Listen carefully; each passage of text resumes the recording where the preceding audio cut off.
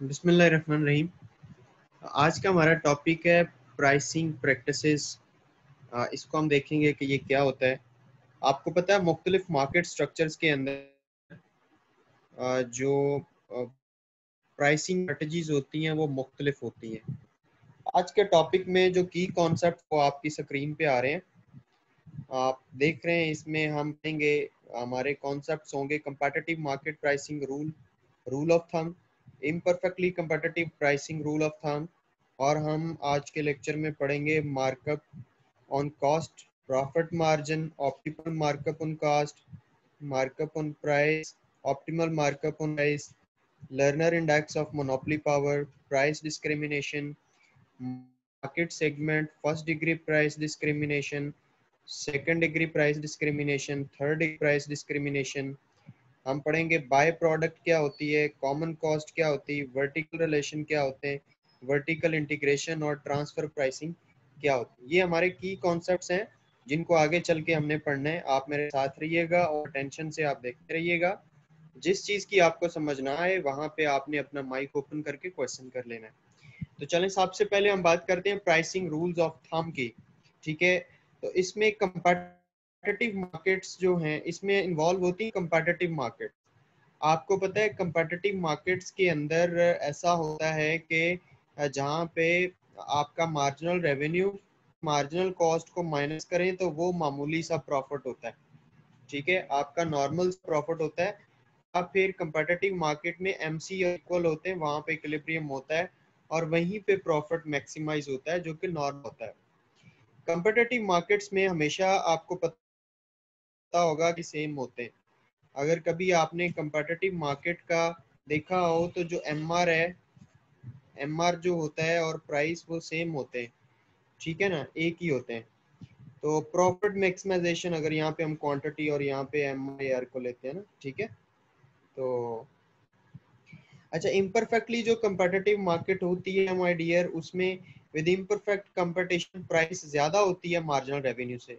So profit maximisation require the setting MC equal to MR पे MR is equal to P into 1 plus 1 elasticity of price. यहाँ पे EP मतलब क्या है? EP का मतलब है यहाँ पे इलास्टिसिटी ऑफ प्राइस या प्राइस इलास्टिसिटी, ये होता है। ठीक है, तो ये फार्मूला हम लगाते हैं। अगर हमने इसमें से ऑप्टिमल प्राइस निकालनी हो तो हम क्या करेंगे, हम ये जो हमारे साथ पी के मल्टीप्लाई हो रहा है इसको हम उठा के दूसरी तरफ ले जाएंगे। मतलब अगर हमने यहाँ से पी को निकालना है, इसको निकालना है, तो हम क्या करेंगे, हम पी को इधर ही रहने देंगे, उस तरफ एमआर है, और बाकी जो पी के साथ इतना पोर्शन है ये वाला, ये उठा के दूसरी तरफ ले जाएंगे। इस तरफ जाएगा तो ये क्या होगा, 1/1 प्लस ईपी यानी प्राइस इलास्टिसिटी। ठीक है, ये नीचे इस तरह आके डिवाइड हो जाएगा। तो ये इस तरह हम क्या कर सकते हैं, ऑप्टिमल प्राइस निकाल सकते हैं। ठीक है, प्राइसिंग रूल्स ऑफ थंब के अंदर कंपेटिटिव और इम्परफेक्टली कंपेटिटिव मार्केट के अंदर। ठीक है, ओप्सो क्या आपने इनफॉर्म अंडरस्टैंड किया होगा। अब हम बात करते हैं markup pricing and profit maximisation की।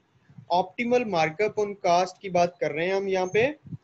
तो markup on cost uses cost as a basis. Markup on cost में कॉस्ट को बेस के तौर पे लिया जाता है। Markup pricing is an efficient means, markup pricing एक एफिशिएंट जरिया है for achieving the profit maximisation objective. ठीक है, ऑप्टिमल मार्कअप ऑन कास्ट जो है वो इस तरह हम कैलकुलेट करते हैं इस फार्मूला से, -1 इलास्टिसिटी ऑफ प्राइस +1। ठीक है, ये यूं होता है 1 डिवाइडेड बाय, यानी -1 divided by elasticity of price +1। ठीक है, इस तरह ऑप्टिमल मार्कअप ऑन प्राइस की अगर हम बात करें तो markup on price uses price as basis, यहाँ पे प्राइस को बेस के तौर पे इस्तेमाल किया जाता है। और ऑप्टिमल मार्कअप ऑन प्राइस अगर निकालना हो तो इस फार्मूले के तहत हम निकालते हैं -1 प्राइस इलास्टिसिटी। ठीक है, तो आपको होप्स हो कि ये भी क्लियर हुआ होगा कि markup pricing and profit maximisation हम किस तरह कैलकुलेट करते हैं। तो इन फार्मूलाज को आपने ध्यान से देखना है, जहाँ पे आपको समझ ना आए वहाँ पे आपने क्वेश्चन मुझसे कर लेना है। अच्छा, तो इसके बाद हम बात करते हैं प्राइस डिस्क्रिमिनेशन की। प्राइस डिस्क्रिमिनेशन की, चलिए मैं थोड़ा आपको पहले बता दूं कि प्राइस डिस्क्रिमिनेशन होता क्या है। देखो, जब एक प्रोड्यूसर हो और वो दो मुख्तलिफ मार्केट्स के अंदर या दो मुख्तलिफ कंज्यूमर से मुख्तलिफ कीमतें चार्ज कर रहा हो एक ही चीज की, मतलब 1 kg उसकी प्रोडक्ट है, मतलब उसका उसके पास है एक प्रोडक्ट है 1 kg, आप कह लें कि हनी भी है, ठीक है, हनी है उसके पास, मतलब शहद है 1 किलो, तो वो एक कस्टमर से ज्यादा चार्ज करता है और वही चीज उसी का आप प्राइस जो है दूसरे कस्टमर से कम चार्ज करता है, तो ये प्राइस डिस्क्रिमिनेशन होता है। चले अब हम देखते हैं इसे टेक्निकली कि ये क्या होता है। इसमें प्रॉफिट मेकिंग क्राइटेरिया जो है इसके अंदर होता है, प्राइस डिस्क्रिमिनेशन के अंदर इस तरह होता है कि P1 over P2 is not equal to MC1 over MC2। ठीक है, ये इसके अंदर क्राइटेरिया होता है प्राइस डिस्क्रिमिनेशन का, कि जो प्राइस 1 और प्राइस 2 की जो रेशो है वो कभी भी बराबर नहीं होती मार्जिनल कॉस्ट 1 और मार्जिनल कॉस्ट 2 की रेशो में। ठीक है, ability to segment the market, और प्राइस डिस्क्रिमिनेशन के अंदर फर्म के अंदर काबिलियत होती कि वो मार्केट को सेगमेंट उसको कर सके, मार्केट को डिवाइड कर सके। ठीक है, multiple market with no reselling, जो मार्केट्स हैं, जो मुख्तलिफ मार्केट्स हैं उनके मतलब वहां पे वो उनके पास ये पावर नहीं होती कि वो चीज को एक मार्केट से खरीद के दूसरी में जाके रीसेल कर सकें। ठीक है, उनको मतलब राइट ही नहीं होता। इसके अलावा प्राइस इलास्टिसिटी जो है, price elasticity of demand differs across सब मार्केट्स। जो प्राइस इलास्टिसिटी डिमांड की है वो मुख्तलिफ होती है अक्रॉस सब मार्केट्स। जो आगे छोटी छोटी मार्केट्स होती हैं वहां पे प्राइस इलास्टिसिटी मुख्तलिफ होती है। इसके अलावा डिग्रीज ऑफ प्राइस डिस्क्रिमिनेशन की बात करें तो हमने जैसे अर्ली बात की कि फर्स्ट डिग्री प्राइस डिस्क्रिमिनेशन होता है, उसमें डिफरेंट प्राइसेस हर एक कंज्यूमर से चार्ज की जाती हैं। ठीक है, और create minimum profits for sellers. ठीक है, और सेलर्स के लिए मिनिमम नहीं, सॉरी मैं मिनिमम कह रहा हूँ, मैक्सिमम जो प्रॉफिट है सेलर्स के लिए होता है। इसी तरह अगर हम बात करें सेकंड डिग्री प्राइस डिस्क्रिमिनेशन की, तो सेकंड डिग्री जो प्राइस डिस्क्रिमिनेशन है उसमें ब्लॉक रेट्स होते हैं या क्वांटिटी डिस्काउंट्स होते हैं। ब्लॉक रेट्स या क्वांटिटी डिस्काउंट्स का मतलब ये है कि अगर कुछ ज्यादा क्वांटिटी ले रहा हो तो उसे डिस्काउंट दे दिया, अगर कोई कम क्वांटिटी ले रहा है तो उसे डिस्काउंट नहीं देना, उसे ज्यादा प्राइस चार्ज कर लेनी है। ये सेकंड डिग्री प्राइस डिस्क्रिमिनेशन होता है। इसके बाद थर्ड डिग्री प्राइस डिस्क्रिमिनेशन आ गया। तो थर्ड डिग्री प्राइस डिस्क्रिमिनेशन में different prices by customer by age, sex, income etcetera उसके लिहाज से चार्ज की जाती है। मैं मिसाल देता हूँ इसकी कि बिल फर्ज मैं टीचर हूँ, तो मेरे सामने दो स्टूडेंट्स हैं। एक स्टूडेंट है जो डिफेंस के एरिया में रहता है और एक स्टूडेंट है जो कि आपके भगवानपुरा के एरिया में रहता है। तो जारी बात है जो भगवानपुरा के एरिया में स्टूडेंट रहता है मैं उससे फी कम चार्ज करूंगा, लेकिन जो डिफेंस के एरिया में रहता है स्टूडेंट वो हायर पेइंग है तो मैं उससे ज्यादा फी मांगूंगा। इसी तरह किसी डॉक्टर की बात कर लें, डॉक्टर जब ट्रीटमेंट करता है तो वो किसी गरीब मरीज से थोड़े पैसे ले लेता है, लेकिन अगर उसका पेशेंट मालदार हो, ज्यादा पैसे वाला, तो उससे ज्यादा प्राइस चार्ज कर लेता है। इस को हम कहते हैं थर्ड डिग्री प्राइस डिस्क्रिमिनेशन। तो do you clear about the price discrimination? Is it clear?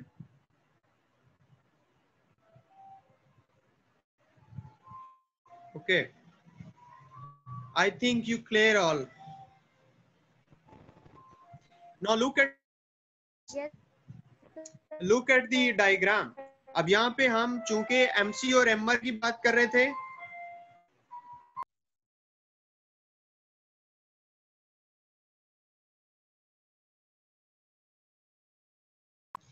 हम यहाँ पे मार्केट डिमांड और मार्केट सप्लाई की बात कर रहे हैं। ठीक है, तो आपको पता है कि जो मार्केट सप्लाई होती है वो पॉजिटिव कर्व होता है और जो मार्केट डिमांड होती है वो नेगेटिव कर्व होता है। जहां पर ये दोनों मिलते हैं, मार्केट सप्लाई और मार्केट डिमांड, वहां पे इक्विलिब्रियम हो जाता है और बिल्कुल उसके सामने जो है प्राइस डिसाइड होती है। ठीक है, और वहीं पे नीचे क्वांटिटी एक्सिस की तरफ जाएं तो इक्विलिब्रियम क्वांटिटी आ जाती है। ठीक है, इसमें अब मैं आपको बताऊं तो ये दो सर ये एरियाज बन गए हैं। हेलो जी सर, ये बच्चे ग्रोसरीज कर रहे हैं, वो मेरे ख्याल वेटिंग पे बैठे हुए हैं। वो कोई बात नहीं है, देखिए उनको पता बैठा नहीं रहने दें, कोई पता नहीं कोई कौन मसला कौन नहीं है। है। वो चले टाइमली सर। ज्वाइन हाँ करना जी, पड़ता है बेटा, मैं डिस्टर्ब होता हूँ तो ऐसा नहीं है। ठीक है वो सर, ठीक है। डिस्टर्ब वो डिस्टर्ब करने वाले बच्चे हैं। कितना टोटल है ना? अच्छा, कितना भी किलो? 70 अब रुपये किलो। इसमें जो बात मैं आपको बताना चाह रहा था वो इसमें कंज्यूमर सरप्लस की है।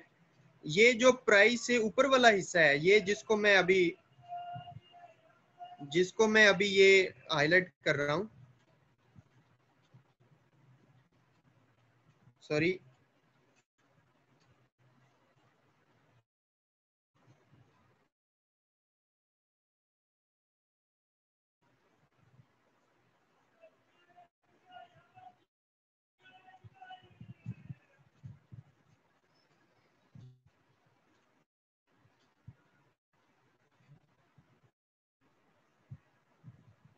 ये वाला जो एरिया है ये कंज्यूमर सरप्लस का एरिया है, ठीक है।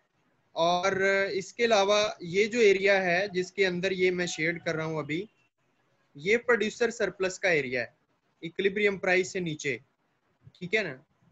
तो ये आपने देखा होगा कि कंज्यूमर और प्रोड्यूसर के सरप्लस को यहाँ पे देखा होगा, मार्केट सप्लाई और मार्केट डिमांड के कर्व जब जहाँ पे मिलते हैं, और इक्विलिब्रियम प्राइस जो है और इक्विलिब्रियम क्वांटिटी के बाद कंज्यूमर और प्रोड्यूसर सरप्लस का डिफरेंस मैंने आपको इस डायग्राम के अंदर बताया। लेकिन हम थोड़ा सा आगे चलते हैं और अपनी मार्केट के हिसाब से बात करते हैं कि जिस मार्केट की हम बात कर रहे थे, प्राइस डिस्क्रिमिनेशन की बात कर रहे थे, हम मोनोपोलिस्ट की बात कर रहे थे। याद रखिएगा कि प्राइस डिस्क्रिमिनेशन हमेशा मोनोपोलिस्ट ही कर सकता है। प्राइस और आउटपुट डिटर्मिनेशन की बात करें तो it maximizes profits by selling marginal revenue equal to marginal cost in each market segment. हर एक मार्केट सेगमेंट में प्रॉफिट्स को मैक्सिमाइज किया जाता है एमसी और एमआर को इक्वेट करके, उनको बराबर रख के, ठीक है। वन प्राइस अल्टरनेटिव की क्या बात है? वन प्राइस अल्टरनेटिव की बात करें तो without price discrimination MC equal to MR for customer as a group. तो ग्रुप के तौर पे, ग्रुप के अंदर हम देखते हैं कि प्राइस डिस्क्रिमिनेशन के बगैर एमसी और एमआर जो है जहां पे इक्वल होते हैं, तो वहां पे जो कस्टमर है उसकी वो किस तरह मतलब गेन करता है या क्या उसको चीजें फेस करना पड़ती हैं। With price discrimination marginal revenue equal to marginal cost for each customer a customer segment. तो हर कस्टमर जो है उसको एक दूसरे से तोड़ दिया जाता है, उसका सेगमेंट बना दिया जाता है। Profitable price discrimination benefit sellers at the expense of some customer. जो भी इन सेगमेंट की वजह से प्रॉफिट के मार्जिन या बेनिफिट्स होते हैं प्रोड्यूसर को, वो और सिर्फ कस्टमर्स की कॉस्ट पे होते हैं। कस्टमर लूज करते हैं, ज्यादा पे करते हैं, सेलर जो है उसका बेनिफिट अटेन करता है, ठीक होगा। तो ये प्राइस डिस्क्रिमिनेशन के बारे में कुछ फैक्ट्स फिगर्स में आपसे शेयर कर रहा हूँ, आपने एंजॉय किया होगा, ठीक है। अब मैं इसको ग्राफिकली आपको बताता हूँ। ये ग्राफ है, ग्राफिक इलस्ट्रेशन है प्राइस डिस्क्रिमिनेशन की। अब यहाँ पे डियर जो है ना, यहाँ पे एक मार्केट है, ए, ये वाली मार्केट है, और दूसरी मार्केट है बी, और यहाँ पे दोनों को एड अप किया हुआ है।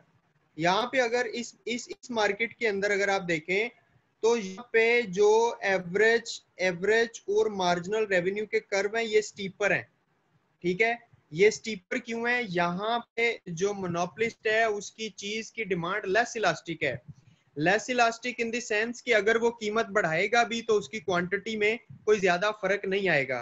लेकिन अगर आप डी मार्केट के अंदर देखें तो यहाँ पे उसकी जो मार्जिनल रेवेन्यू और एवरेज रेवेन्यू है, यानी उसका जो डिमांड कर्व है वो जरा फ्लैटर है। फ्लैटर का मतलब ये कि उसकी जो चीज की डिमांड है वो यहाँ पे इलास्टिक है, कि वो थोड़ी सी कीमत को बदलेगा तो बहुत ज्यादा क्वांटिटी में फर्क आ जाएगा, ठीक है ना। ये आपने यहाँ पे इनके डिमांड्स के स्लोप में लेकिन ये यहाँ पे जब आते हैं सी पोर्शन में आते हैं तो सी पोर्शन में ए को और बी को प्लस कर दिया जाता है। ए का एवरेज रेवेन्यू और बी का एवरेज रेवेन्यू प्लस कर दिया जाता है, और उसका एवरेज रेवेन्यू यहाँ बनाया जाता है, ठीक है। इसी तरह जो मार्जिनल रेवेन्यू है उसको भी प्लस कर दिया जाता है और उसका मार्जिनल रेवेन्यू यहाँ पे बनाया जाता है, ठीक है। और मार्केट में जो इक्विलिब्रियम है, इक्विलिब्रियम प्राइस यहाँ पे होती है और ये क्वांटिटी वो टोटल सेल करता है। अब यहाँ पे डियर ये दो इसके सेगमेंट बन रहे हैं, एक ए मार्केट का बन रहा है, आधा हिस्सा और दूसरा हिस्सा जो है वो बी मार्केट का बन रहा है। ठीक है, कुछ वो ए मार्केट में सेल कर रहा है और कुछ बी मार्केट में सेल कर रहा है। प्राइस मुख्तलिफ है। अगर आप यहाँ पे देखें, यहाँ पे प्राइस ज्यादा है, यहाँ पे देखें तो प्राइस कम है। इस मार्केट में देखें तो यहाँ पे प्राइस है 125। कितनी? ए मार्केट में प्राइस वो चार्ज कर रहा है 125, लेकिन यहाँ पे बी मार्केट में देखें तो वो प्राइस कितनी चार्ज कर रहा है? 75 रुपए। ठीक है, आपने देखा जहां पे उसकी डिमांड ज्यादा इलास्टिक है वहां पे प्राइस 75 रुपए चार्ज कर रहा है, लेकिन जहां पे उसकी डिमांड लेस इलास्टिक है वहां पे वो अपनी मर्जी कर रहा है और 125 रुपए चार्ज कर रहा है। ठीक है ना, ये प्राइस डिस्क्रिमिनेशन का ग्राफिकल इलस्ट्रेशन था। आपने इसको जब भी पोर्ट्रे करना है तो इसी तरीके से करना है, और ये इसका एक्सप्लेनेशन था जो मैं आपके साथ शेयर कर रहा था। ठीक हो गया? होप्सो कि आपने इस ग्राफ को समझा होगा। अब मल्टीपल प्रोडक्ट की अगर बात करें, मल्टीपल प्रोडक्ट प्राइसिंग की, तो डिमांड इंटर रिलेशंस जो हैं, cross marginal revenue terms indicate how product revenues are related to one another. जो हमारे पास क्रॉस मार्जिनल रेवेन्यू टर्म होती है, मतलब प्रोडक्ट ज्यादा है, एक प्रोडक्ट का रेवेन्यू है, फिर दूसरी का, फिर तीसरी का, तो उनके जो मार्जिनल रेवेन्यूज हैं उनको हम क्या कहते हैं? मुख्तलिफ के क्रॉस मार्जिनल रेवेन्यू हम उनको कहते हैं। They indicate how product revenues are related to one another. तो वो ये आपको बताते हैं कि जो उनके रेवेन्यूज हैं वो एक दूसरे के साथ किस तरह इंटर रिलेट करते हैं।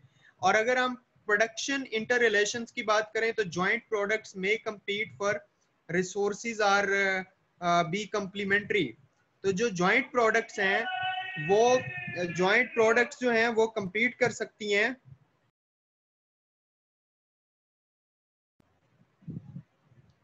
रिसोर्सेज के लिए, और रिसोर्सेज या फिर उसके लिए कंप्लीमेंट्री हो जाती है। कंप्लीमेंट्री का मतलब क्या है? देखे ना, एक चीज के साथ जो दूसरी इस्तेमाल होती है उसके लिए कंप्लीमेंट्री कहलाती है ना। मसलन मोबाइल फोन के साथ चार्जर हो गया या गाड़ी के साथ पेट्रोल हो गया, ये कंप्लीमेंट्री प्रोडक्ट्स होती हैं।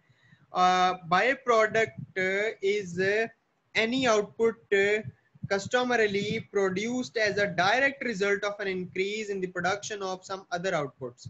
ठीक है, जो बाय प्रोडक्ट होती है वो कोई भी कस्टमर के लिहाज से वो कोई भी आउटपुट होती है और उसको डायरेक्ट प्रोड्यूस किया जाता है as a result of an increase in the production of some other output. किसी दूसरी चीज की आप प्रोडक्शन को बढ़ाते हैं तो उसकी वजह से जो है ना एक बाय प्रोडक्ट जो है वो आपके सामने आती है। ये केस था बाय प्रोडक्ट का और मल्टी प्रोडक्ट का जिसको आपने ऑब्जर्व किया।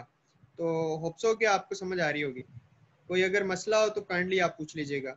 जॉइंट प्रोडक्ट्स की अगर हम बात करें तो जॉइंट प्रोडक्ट्स आपके सामने आ रही हैं। Joint products in variable proportions. If products are produced in variable proportion treat as distinct products. For joint products produced in variable proportion set as marginal revenue of A is equal to marginal cost of A product and marginal revenue of B is equal to marginal cost of B product। ठीक है, common cost are joint product expenses। allocation of common cost is wrong and arbitrary। जो common cost allow की जाती है वो ये गलत होती है और ये आर्जी होती है, आर्बिट्रेरी होती है।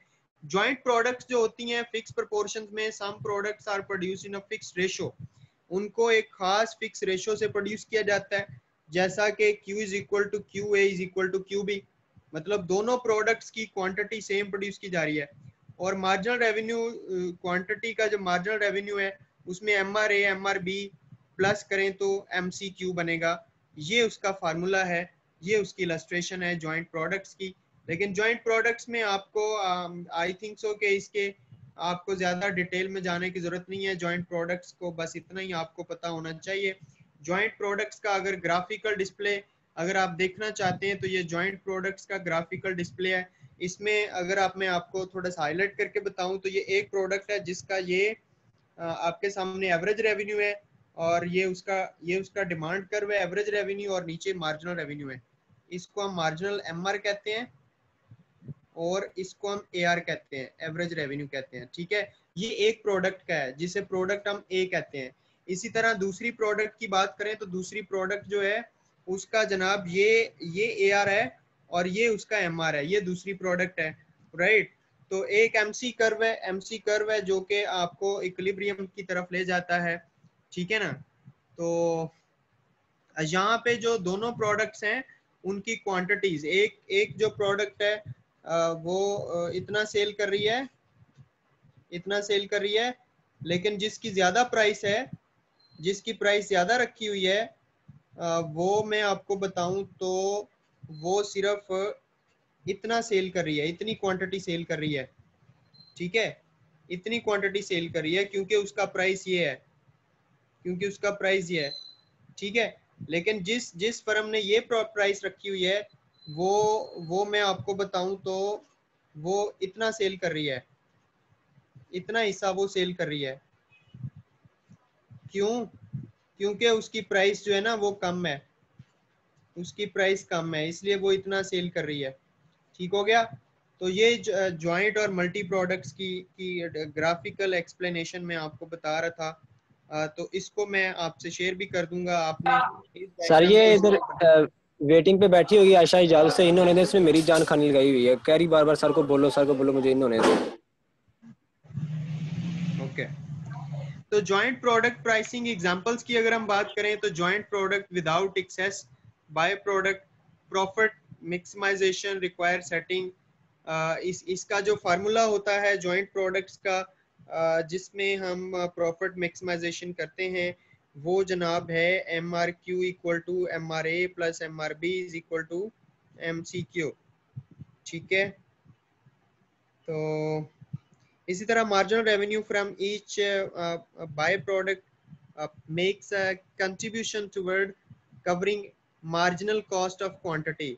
तो joint production with excess by product dumping, इसमें डंपिंग इन्वॉल्व होती है। जॉइंट प्रोडक्शन के अंदर क्या इन्वॉल्व होता है? डंपिंग। डंपिंग समझते हैं? डंपिंग का मतलब ये होता है कि आप एक चीज को प्रोड्यूस ज्यादा कॉस्ट लगा के कर रहे हैं, लेकिन इंटरनेशनल मार्केट में अपनी लोकल मार्केट की निस्बत भी आप उसको कम प्राइस में बेच रहे हो, इवन अपनी कॉस्ट से भी कम प्राइस पे बेच रहे हो।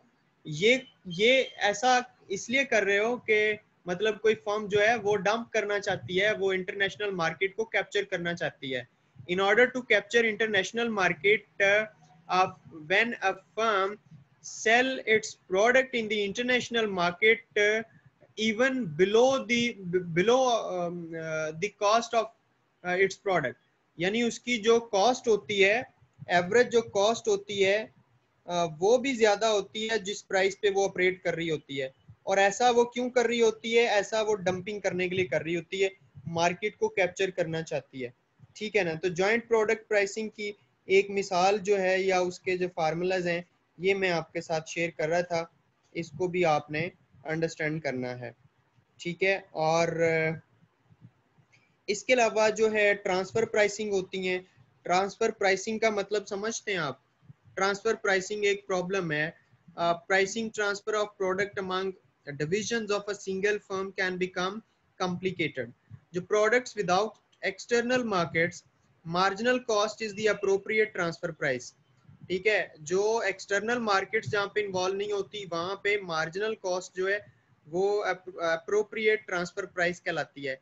और products with competitive external markets जो होती हैं उसमें market price is the optimal transfer price, उसमें मार्केट प्राइस ही ऑप्टिमल ट्रांसफर प्राइस कहलाती है। Products with imperfectly competitive market, उसमें क्या होता है? उसमें optimal transfer price is the marginal revenue derived from combined internal and external markets। ये transfer pricing होती है और ये सभी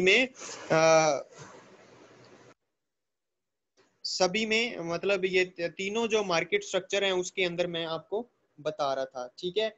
और इसके साथ ही हम जो आज का लेक्चर है वो एंड कर रहे हैं। ये लास्ट जो है ग्लोबल ट्रांसफर प्राइसिंग की एग्जांपल मैं आपको शो कर रहा हूँ, ठीक है। अगर आपका कोई क्वेश्चन है तो अपने माइक ओपन करके साथ साथ क्वेश्चन कर लें, इसके बाद हमारा ये टॉपिक एंड हो जाएगा। Profit maximisation for an integrated firm. Integrated firm ये होती है जो मुख्तलिफ मुल्कों में काम कर रही होती है, ठीक है ना। तो optimal transfer price is profit maximising. Profit maximising optimal transfer price क्या होती है? एक प्रॉफिट मैक्सिमाइजिंग होती है। Transfer pricing with no external market, और प्राइसेस ऐसे